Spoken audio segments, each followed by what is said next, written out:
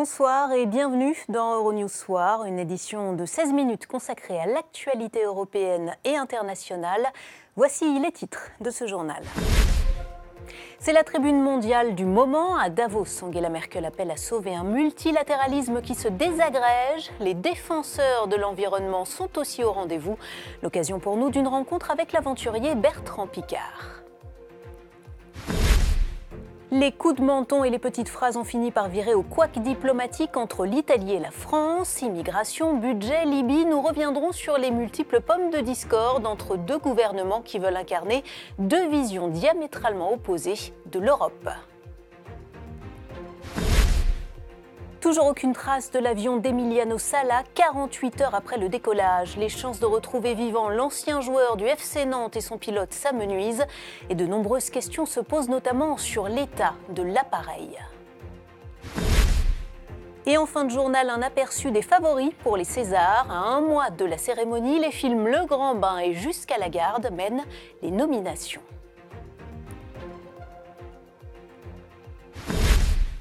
La croissance mondiale, les emplois de demain, les inégalités fiscales, les forums économiques de Davos se suivent et se ressemblent. Mais c'est aussi l'occasion pour certains dirigeants de faire des mises au point très politiques. C'est ce qu'a fait la chancelière allemande ce mercredi. Le récit de Guillaume Petit.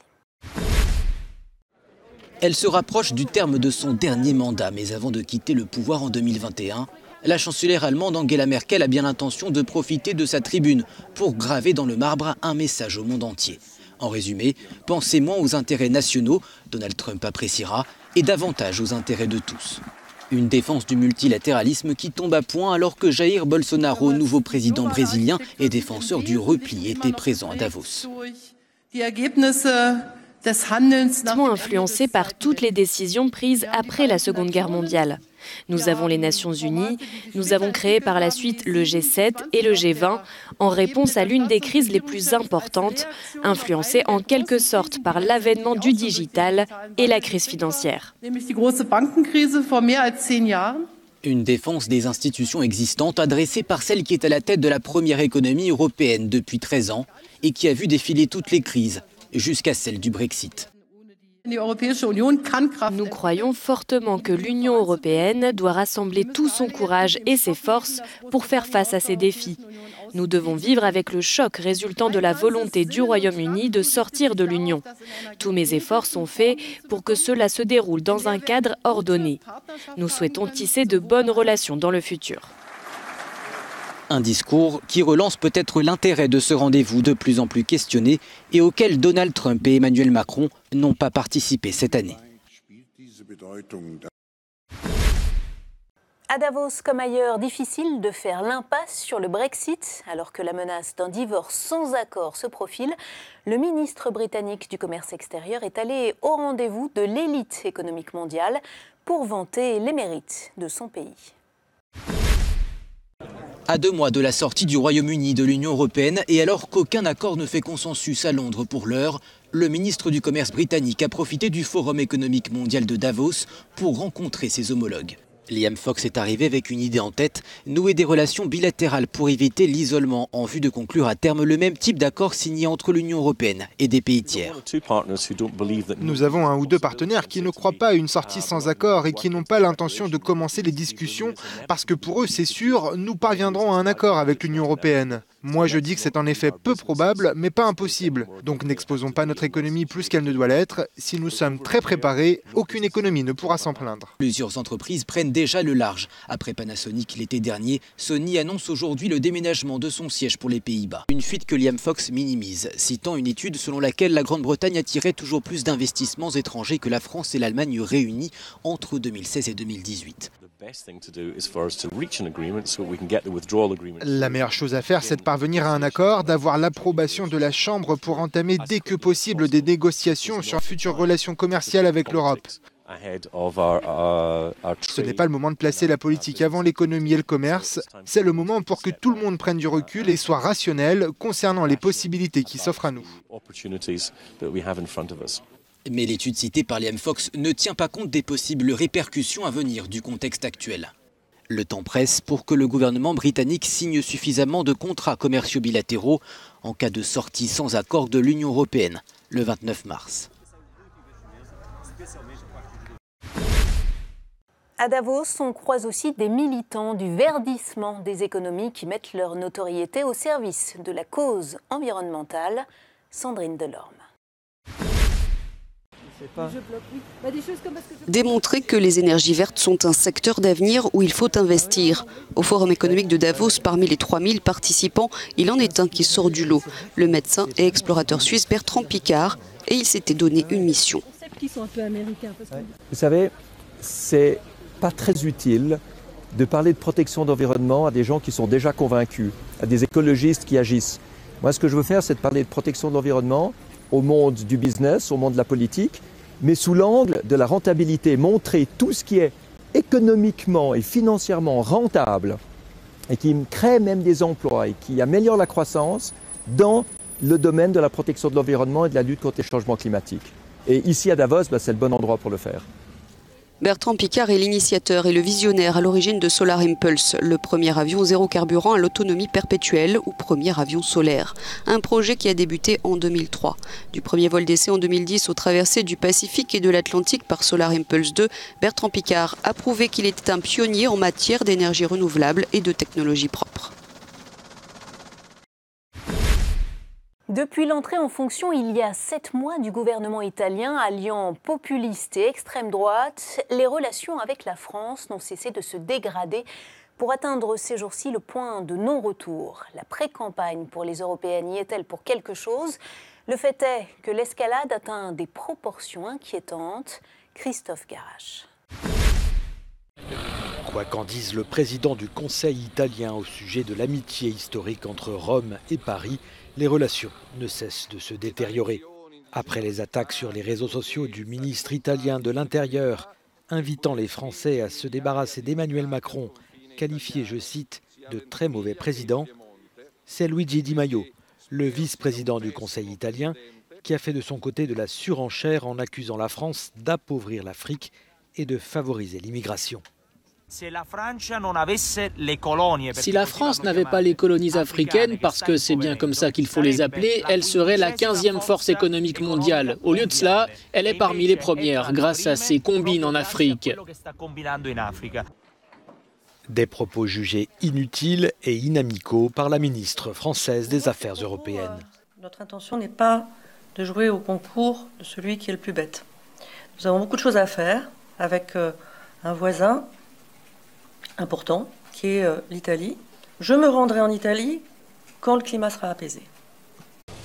Malgré cette ambiance délétère, le président du Conseil italien a assuré que son pays allait continuer à travailler avec la France pour trouver des solutions partagées, a déclaré Giuseppe Conte. Dans un message vocal envoyé à ses proches depuis l'avion lundi soir, il disait sa peur. Depuis, le footballeur argentin Emiliano Sala et l'appareil à bord duquel il voyageait restent introuvables. Voyez ce sujet de Maxime Bios-Duplan. Toujours pas de traces de l'avion qui transportait le footballeur argentin Emiliano Sala et qui a disparu lundi soir au-dessus de la Manche. Mais les gardes-côtes n'abandonnent pas l'espoir de retrouver vivants l'attaquant et le pilote, même si leurs chances de survie sont jugées très minces. Pour la police de Guernsey, ils auraient pu se poser quelque part et n'avoir pas encore donné de nouvelles, ou avoir été recueillis par un bateau, ou encore s'être posés sur l'eau et attendre sur le canot de sauvetage qui se trouvait dans l'avion, ou encore enfin s'être écrasés en mer. De part et d'autre de la Manche, l'espoir s'amenuise et des hommages ont déjà eu lieu aux abords des stades de Cardiff et de Nantes. Emiliano Sala venait de quitter le club de Nantes où il a fait une dernière saison magnifique et devait commencer à jouer à Cardiff mardi prochain contre Arsenal. Les dirigeants du club ont affirmé n'être pas à l'origine de ce voyage en avion. Ce devait être la première transition en douceur depuis l'indépendance. Jusqu'au bout, elle aura été entachée de soupçons. Félix Tshisekedi prêtera serment demain en tant que président de la République démocratique du Congo. Retour sur les conditions de son élection. Félix Tshisekedi deviendra jeudi à midi le nouveau président de la République démocratique du Congo. À 55 ans, le nouvel homme fort du pays est l'héritier d'une figure historique de l'opposition congolaise. Félix Tshisekedi prêtera serment au Palais de la Nation de Kinshasa, le siège de l'actuelle présidence. Le vainqueur des élections s'apprête à devenir le 5e président congolais depuis l'indépendance du pays en 1960. Il succédera à Joseph Kabila à la tête de la RDC depuis 18 ans après l'assassinat de son père. Mais la victoire de Félix Tshisekedi n'est pas reconnue par l'autre candidat de l'opposition, Martin Fayoulou. Ce dernier conteste les résultats officiels et s'est autoproclamé président élu. Martin Fayoulou dénonce un putsch électoral du président sortant avec la complicité de son successeur. Malgré les pressions, l'Union africaine et l'Union européenne ont fini par se faire une raison de la victoire de Félix Tshisekedi, d'autant que la transition s'est pour l'instant déroulée dans le calme. Mais comme l'a rappelé mercredi la haute représentante de la diplomatie européenne, le nouveau président congolais va devoir rassembler pour relever les immenses défis qui l'attendent. Dans un climat toujours explosif, le nouveau président va devoir choisir un Premier ministre issu de la majorité à l'Assemblée nationale, une majorité largement acquise aux proches du président sortant Joseph Kabila. Après l'Académie des Oscars, c'est celle des Césars qui a fait connaître ses nommés pour le millésime 2019. Raphaël Vivant vous dit tout. Après les Oscars, c'est au tour de l'Académie des Césars de présenter sa sélection de films pour récompenser le meilleur du cinéma français en 2018. 4 films se distinguent et mènent les nominations. Parmi eux, Le Grand Bain de Gilles Lelouch et sa troupe de losers abîmés par la vie qui trouvent un nouveau souffle grâce à la natation synchronisée. Cette comédie est nominée dans 10 catégories, parmi lesquelles meilleur film, meilleure réalisation et meilleur second rôle. Autre grand favori, Jusqu'à la garde, le film choc de Xavier Legrand sur les violences conjugales. Là encore, le drame est sélectionné dans 10 catégories, et notamment meilleur film, meilleure réalisation et meilleurs acteurs principaux pour Léa Drucker et Denis Ménochet. Juste derrière, avec 9 nominations, la comédie loufoque de Pierre Salvadori, En liberté. Et le western en langue anglaise de Jacques Audiard, Les Frères Sisters. Eux aussi se disputent le prix du meilleur film. La cérémonie des Césars, présentée par l'humoriste et acteur Cadmerade, se déroulera le 22 février. Un mot de sport avec le retour annoncé de Teddy Riner sur les tatamis. Après un an d'absence, le judoka vise ni plus ni moins que la médaille d'or au JO de 2020. Teddy Riner de retour à l'entraînement en France après une année sans compétition. En stage au Japon en décembre, puis à Portland aux États-Unis début janvier, le double champion olympique de judo, catégorie poids lourd, est revenu à Paris avec pour objectif une 3e médaille d'or en 2020 à Tokyo.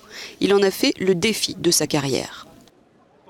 Dans mon sport, il n'y en a pas beaucoup des triples champions olympiques. Le seul, c'est Nomura, moins de 60 japonais, qui a fait ce record-là.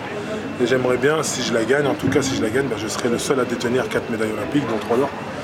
Donc voilà, c'est aussi du challenge, c'est aussi un défi que je me fixe à moi-même. Et puis j'ai envie de dire, c'est le challenge d'une carrière. Après un entraînement physique, il a échangé quelques prises avec son sparring partner fétiche, l'Allemand Nicolas Canning, qui l'a accompagné durant cette année blanche. Et il est motivé, comme l'explique son entraîneur depuis 17 ans, Franck Chambilly. L'envie, elle est là, c'est déjà une très bonne chose, parce que ça fait un an qu'il a coupé l'entraînement, enfin il est resté entraîné, mais sous petite période.